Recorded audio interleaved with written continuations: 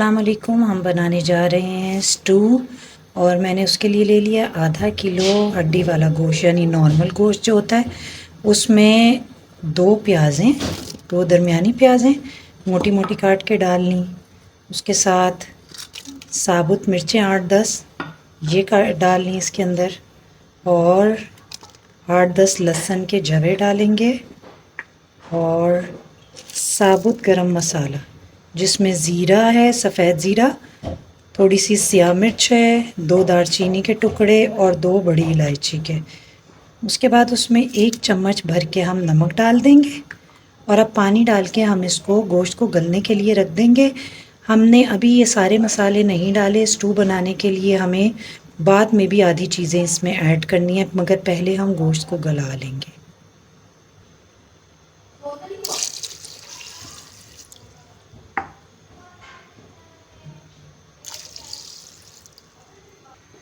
गोश्त आप बीफ भी ले सकते हैं और मटन भी। अब इसमें मैंने तकरीबन 2.5 गिलास पानी डाल दिया और मैं इसको वेट लगा दूंगी, प्रेशर दूंगी जब तक कि गोश्त गल नहीं जाएगा।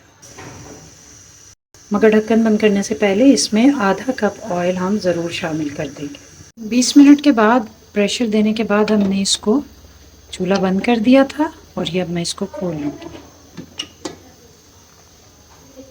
ये देखिए गोश्त तकरीबन गल गया है। अब मुझे इसमें बाकी की चीज़ें शामिल करनी हैं।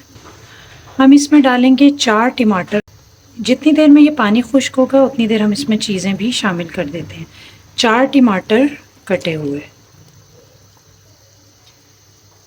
1 इंच का टुकड़ा अदरक का, वो काट लेना है हमने।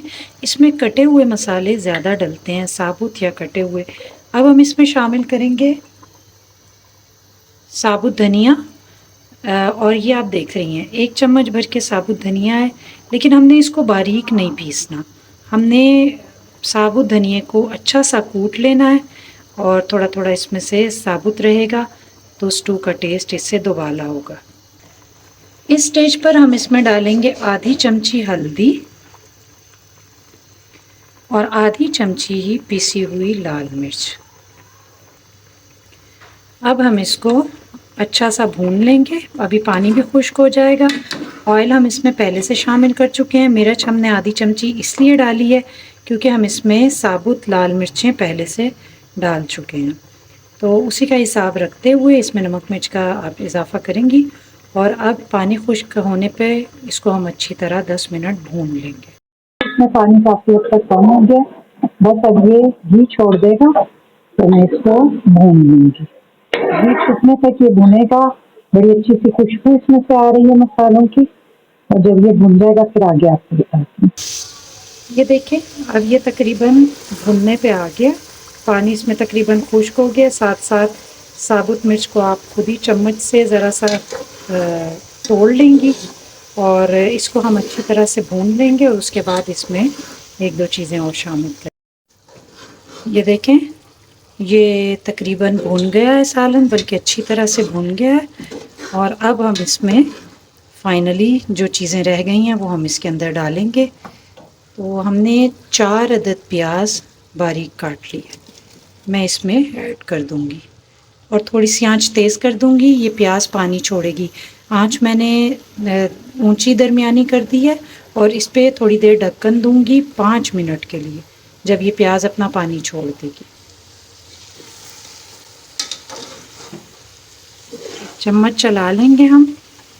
प्याज डालने के बाद इसे अच्छे से मिक्स कर लें और अब इसको दरमियानी आंच पर 10 मिनट के लिए ढक कर पका लें।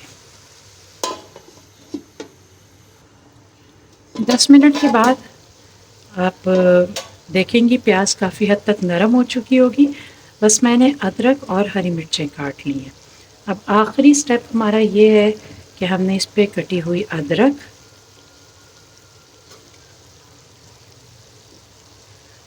बारीक कटा हुआ हरा धनिया, हरी मिर्चें, हरा धनिया, और अब मैं इस पे थोड़ा सा अदरक मैंने बचा लिया था उस वक्त, वो अब इस पे डाल दूँगी। हरी मिर्चें डाली, हरा धनिया डाला और अब अदरक डाल दिया। और आखिर में आधी चमची सा हुआ गरम मसाला। गरम मसाले की रेसिपी आपको हमारे चैनल से मिल जाएगी। ये घर का बना हुआ ताज़ा खुशबूदार गरम मसाला है। बस इसको छिड़कने के बाद हम बिल्कुल आंच हल्की कर देंगे और 10 मिनट के लिए इसको दोबारा दम पे रख देंगे। आपका मज़ेदार स्टू तैयार है। ये देखिए कितनी अच्छी खुशबू और कितनी बेहतरीन सूरत।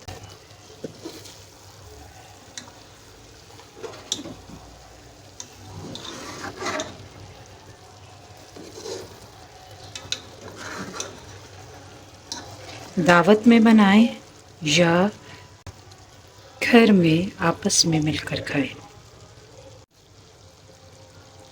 बहुत आसानी से बन जाने वाला नहायत मज़ेदार स्टू आपकी दावतों की रौनक बढ़ाए। ज़रूर बनाइए और जाने से पहले वीडियो को लाइक। बेहतरीन स्टू नहायत कम वक्त में बहुत मज़ेदार और बहुत आसानी से बन जाने वाली डिश जो आपकी दावतों की रौनक बढ़ाए।